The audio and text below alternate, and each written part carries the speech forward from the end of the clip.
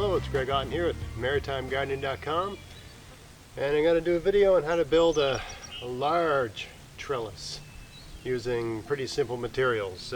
What do you need to make this? You need some sort of tool that will cut sticks to length. You can use a saw, any kind of saw, pruning saw. That's what I would use, because you need a pruning saw to keep a garden anyway, or an axe, or in a pinch you can use a knife, depending on your level of skill. You're going to need some of this jute twine, this cheap stuff you can get at the dollar store, for about $1.25. That's what it costs in 2018 in Canada anyway, $1.25 Canadian. And you're going to need some sticks. You're going to need sticks that are about 6 feet long, I would say. This garden bed behind me, where I'm going to build a trellis, is about 12 feet long. So I'm using these to be 6. They're going to be about 5 feet high. This is for peas and beans that I expect to grow about that high. So adjust as needed for where you are and depending on what you're growing. Alright, so I've already got 3 of these stuck in the ground already. I'm going to add a couple more just to add some strength. So stay tuned here. The great thing about this jute twine is that it's in this spool and it comes out the center. Yeah, awesome. There you go. It comes out the center. So you can just stick it in your pocket and it's sort of ready to go as you need it, and you won't drop it or lose it. So you got your knife ready, right, on a belt or whatever. Got your knife ready to cut it, and you got your twine ready to go. So you're all geared up.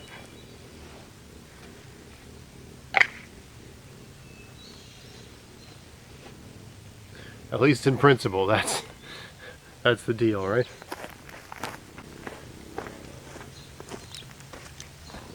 Alright, so all these sticks, with my axe, you could do this with a knife, or if you're very clever, you can do this with a saw. They're all pointed a little bit in the bottom so they can be driven into the ground. You need one about every 3 feet, right? Every meter, give or take. Don't worry about them being straight. That's overrated. These are all going to be sort of tied together, and they're going to gain strength as they get connected. Yeah. That's good enough. Alright, so that's the basic idea here. And now we're going to bring in some sticks. I'm going to tie some sticks onto this to give everything strength.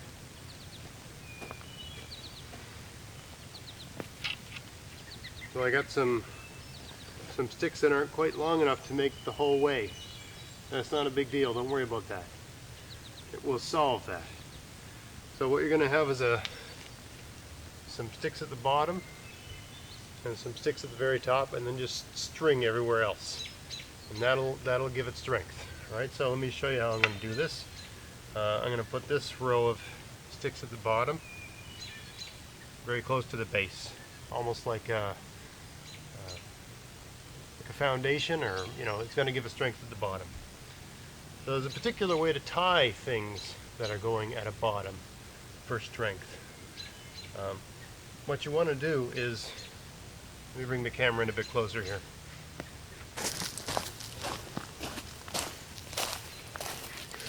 Alright, so you're going to get some string about half a wingspan. I like to measure things off in wingspans. It's a good round measure. So this piece of string here is a wingspan, so I'm just going to cut it in half. It's about a 3-foot piece of twine, give or take. You know what, I'm going to put this around my neck because it's just more convenient for me. I like having a knife around my neck. I don't know what that means psychologically or whatever, but anyway, if you attach a stick to a stick on a bit of an angle like this, what'll happen if you tie it on like this and then turn it, it'll tighten as it turns. It's just the way knots work. So let me show you what I mean here. So instead of having it like this, I'm going to have it like this. Okay, it's got to go this distance. Where can that tie on here? Like this. If you want it to go like this, actually tie it tight when it's here. Why is this stick here? Because there's a rock underground here and I can't get this down any sort of... I tried to drive this in over here and it just wouldn't go down. It only went down about 8 inches and I need it down about 16 inches, so I just kept coming this way until it drove into the ground. And I'm going to want this stick to go the full length, right? There's going to be another stick above that goes the full length and there'll be strings attaching them. So that's just how you work around that. So, what do we got here?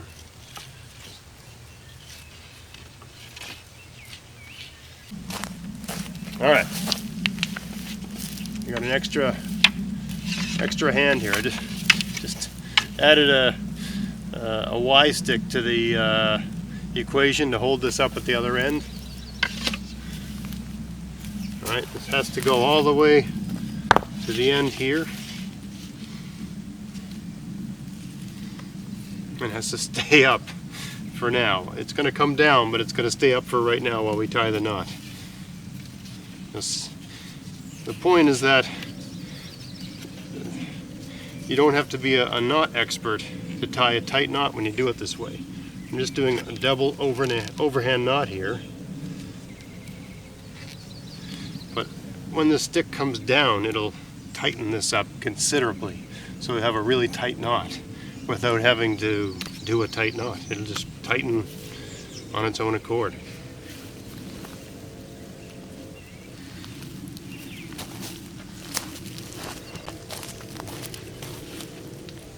Alright, so now loosen that off, put my Y stick down.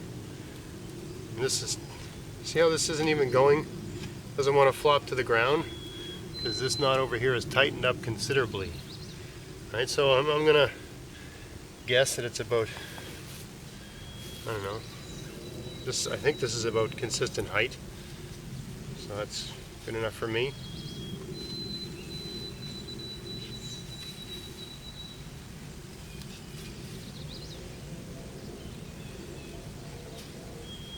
There's lots of ways to do these knots, but I just find like one overhand on one side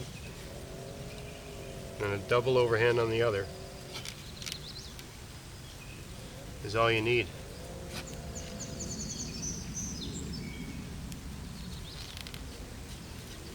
Alright, now I got to put one here too as well. Again, another wingspan. Each of these joints is going to be like half a wingspan, right?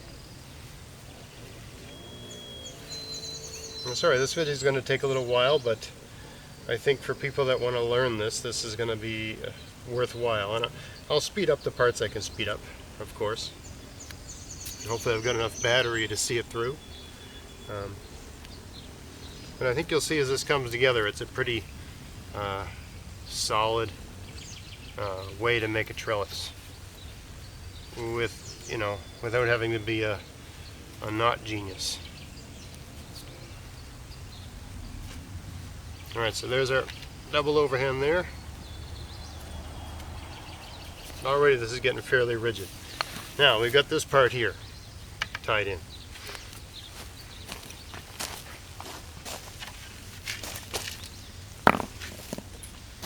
Alright, now I'm putting this other piece. See how this stick is, there's the vertical and the horizontal is behind the vertical relative to where the camera is. So now I'm going to put this horizontal in front of the vertical. And you'll see why as I go along here. Hopefully I don't wreck my plans too much. I'm going to put it in front. I'm going to tie these together in a way that makes them very, very strong. and it's dependent on that piece being behind the verticals and this piece being in front of the verticals. I hope that makes sense. I'm going to try to do this without wrecking my peas and wrecking my potatoes. Anyway, I think this is about the same height as the stick over there. I think that's about right. And it's just resting over there, so I don't have to hold up that end. I can do this by myself.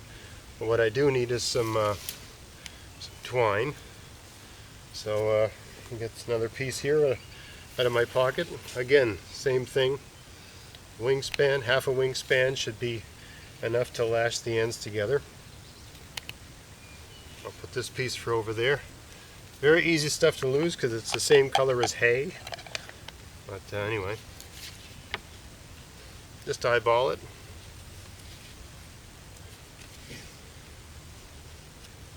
Actually, it should be a lot tighter again if I follow that diagonal rule. Right, so I hook that onto something up there, and I'm going to tie it like that. And then as it comes down, it'll tighten considerably. It's just a thing about the way sticks tie together. You tie them together on a bit of a diagonal. It'll tighten up as you make it horizontal. Try it, you'll see what I mean. And the result will be that your fairly amateurish knot, which this is just double overhand knot, becomes super tight without you having to have any particular skills. And so now we just move this down, and it's tight. It's fairly tight. Leave that through like that. There we go. Nice. That's fairly tight. You can get that out of the way. Now I got to tie all this stuff together. Right, so I tie this on here. You can make this a lot easier by just using electrical tape. Right, that would probably work. I've never tried to use it for an entire season, but I'm inclined to think it would probably work. I like this jute because you can just cut it and let it fall where it, leave it where it lies, and it biodegrades. It's a completely organic product, and it lasts about a season. So I like it in that sense. But you could probably speed this up considerably by using just a cheap roll of electrical tape. All right, so now is where we get the strength. So I'm going to bring the camera in here to show what I'm working with here. A lot of bindings and lashings and things like that. I'm not an expert on this stuff, but things gain strength when you add tension and compression. So, this stick is like a bow, right? So I can bend this, and you can just feel it adding tension to this, and it's going to squeeze this stick between these two, right? So if I can lash this together here, it'll give this whole thing strength by adding that tension. It's not that complicated, right? All I got to do is just loop that stick around, and the springiness of the wood will take care of everything else, right? You don't have to know a whole lot about knots in wood. Really, any kind of stick will have this property. Again, just using a double overhand knot, the simplest knot there is. Now, I did a video on how to do knots, and you can learn lots of sophisticated ones if you watch that video, but this whole thing I'm doing here is based on the double overhand. It's the simplest knot there is.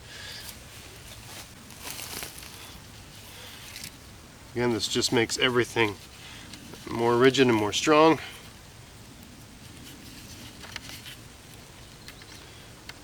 Again, another double overhand knot, nothing fancy.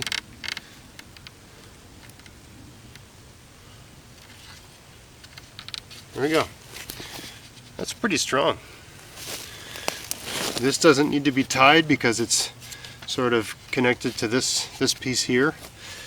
And if you're worried about it, you can add a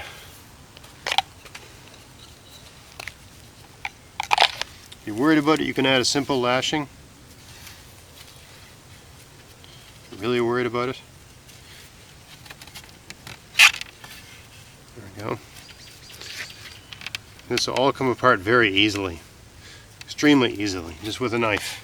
In seconds, you can take this whole thing down. I'll do a video of it later in the year.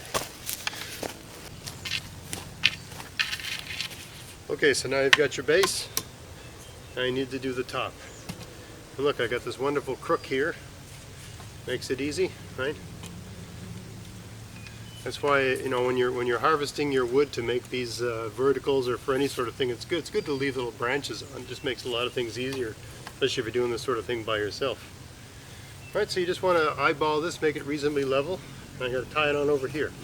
So what I'm going to do, in keeping with that technique I was showing you before, was tie it on in an angle and then bend it up, because it'll tighten the knot at this end.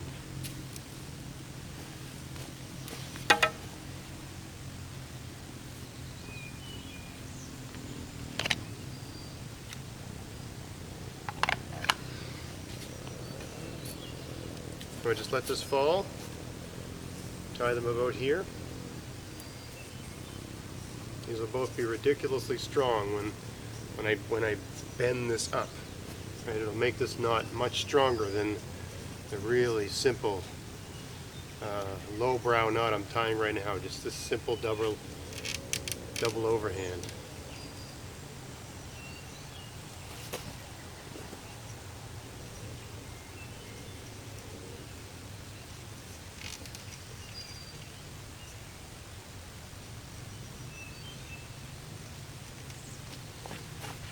Now I've got to attach this here. I'm going to have a piece of wood, twine sort of ready to go before I get that up there. That's tight. All right.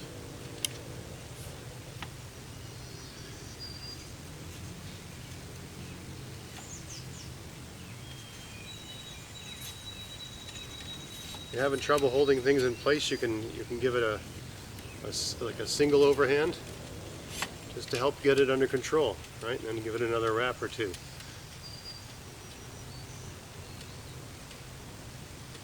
Now, if I wasn't doing this on camera, I'd be positioning my body wherever it needs to be. I'm doing this all with me facing you because I'm on camera, but I would be standing with my back to you right now just because of how much twine I have right now, the length of it. Just what I'm working with. And there's that piece.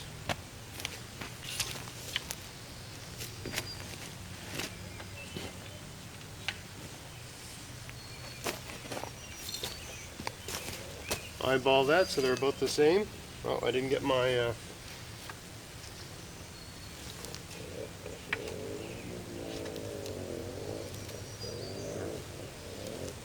be a lot tighter if I attach it on an angle.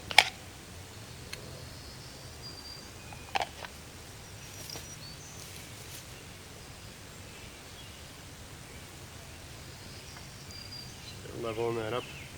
Right about there is where it wants to be attached. So it's relatively level.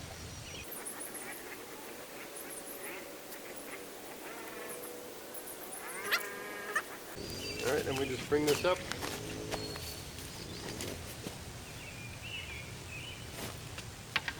Like that. Right? Nice.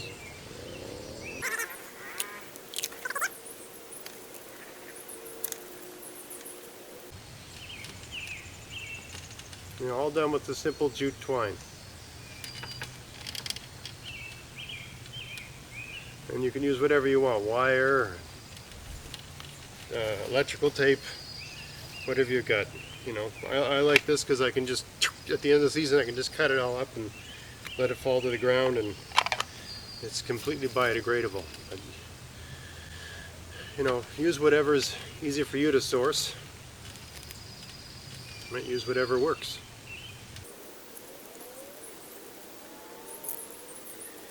And that's starting to get fairly rigid, fairly strong, right? It should stand up to the winds and everything like that. So I got peas down the middle here, and also I have planted beans that will follow the peas, and it should all just get on here fine, and the potatoes will grow here, and the potatoes will grow here. So The only thing left to do now is to add the twine, right? Just going to add layer after layer after layer of twine, tier after tier. About every, I don't know, about every 6 inches we're going to add twine. Using the, at each end, we're going to use the, at the start end, like over here, I'm going to use a jam knot. If you watch my video on knots, that's what I'm using over here. That was a jam knot right there. And we bring this over here and cut it off right about here.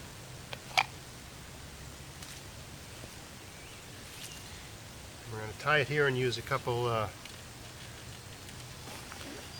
actually I would loop it around the center, come to think of it, just to give it some integrity. Loop around the center and tie it here and give it a couple half hitches. So, half hitch. I'll try to zoom the camera in to show that, but I'm doing half hitches here, like that. We're just going to continue and do this for the whole garden. If you're quick with this, it'll take minutes. I'm going to fast forward this so that you can watch me do this in a fast motion.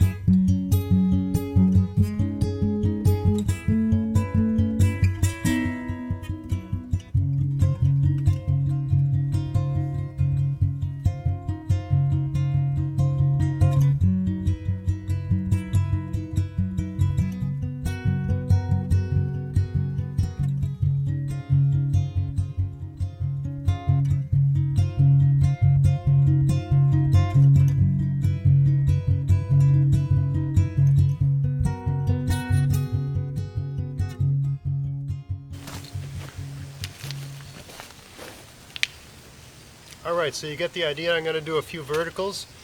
You don't have to do it all in one go. You just add tiers as you need them, right? So, I mean, the peas might grow at a rate of about 6 inches a week, give or take. You don't have to do it all in one night. If you've got the time or the flies aren't too bad, do what you got to do. So I'm just going to do the verticals here because those are needed to give it some strength. And then I'm going to, call it quits for the night because the flies are getting kind of bad. So the reason you have wood at the bottom and the top compared to the type I did in the last video is because this thing's covering a broader distance and it needs that to give it more rigidity, keep it from getting too bendy and slack. Right? When you're going this far, when it's this high and when it can pick up this much wind, you want to just add some dimensionality to it, just some structural integrity. And by doing this sort of thing, you're just giving it more points of tension and more structure, right? So I want a piece that's going to go up to here. It's about a handspan. Everything's about a handspan or 2 handspans. It's good to think of measurements in those terms. It just keeps things very simple.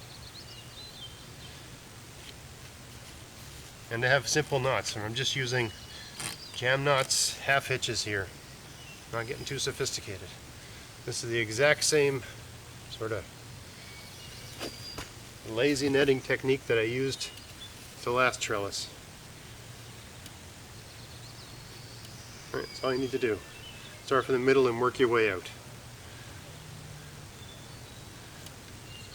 Hold this and do a couple half hitches. That's all you need to do. Just do one in the middle of each space. To start, you can add more to it as time goes on.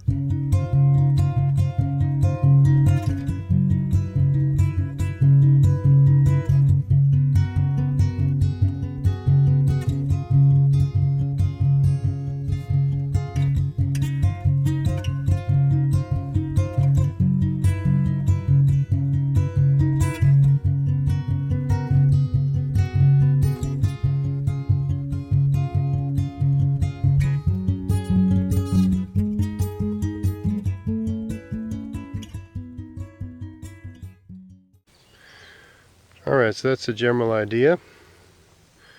Right, I've only gone halfway up, right, because that's good for now, but I got to add more tiers to that. But hopefully you can see the string. Bring it in like this, maybe this profile. Right? And I got the diagonals. So it's similar to the one I did before, only it's got this cross member at the top and a cross member at the bottom, right?